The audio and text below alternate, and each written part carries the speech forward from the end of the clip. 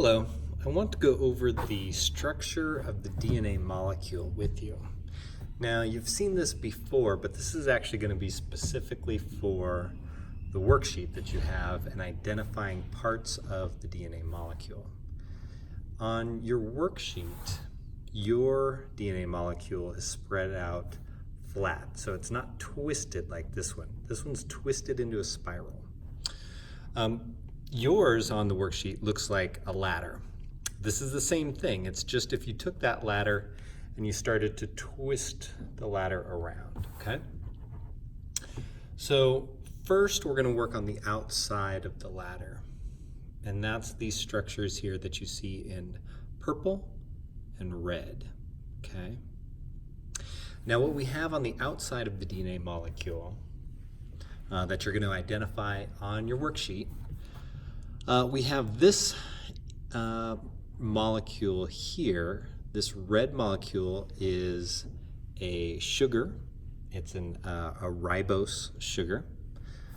And that's where deoxyribose comes from in DNA. You'll notice that the sugar has 5 sides, and the sugar is actually connected to the inside. It's connected to the inside of the DNA molecule, okay? So the inside, we have 2 different molecules that are connected here. The ribose is connected to one of them. The other part of the backbone, besides these red sugar molecules, are these purple molecules that I have. Those are the phosphates. And you'll notice that the phosphates are not attached to the inside. The phosphates are only connected from one sugar to another. All right? So that's your backbone. It goes sugar, phosphate, sugar, phosphate, sugar, phosphate, and it just repeats. The bonds that hold these 2 molecules together, that hold the sugar molecule and the phosphate molecule together, that bond is called a covalent bond. It's a very strong bond.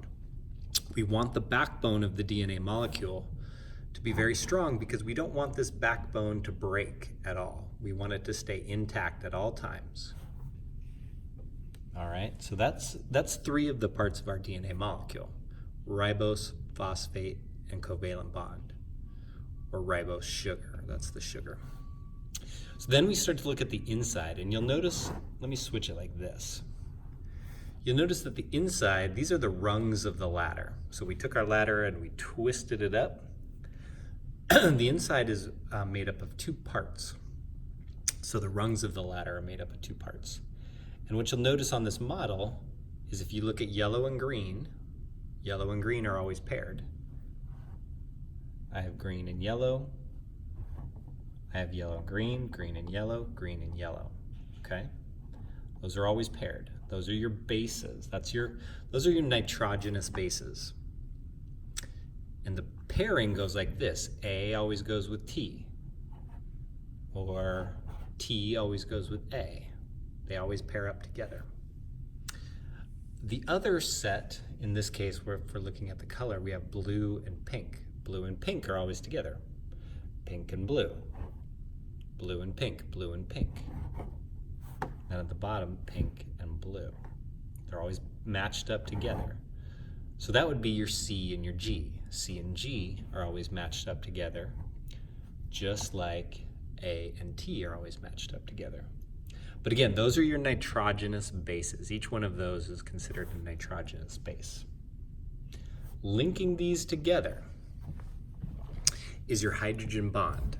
Now that is not a very strong bond, it's weak, because we want the DNA molecule to open up. We want this to come apart so that we can read the genes on the inside when we're trying to make a copy of the genes.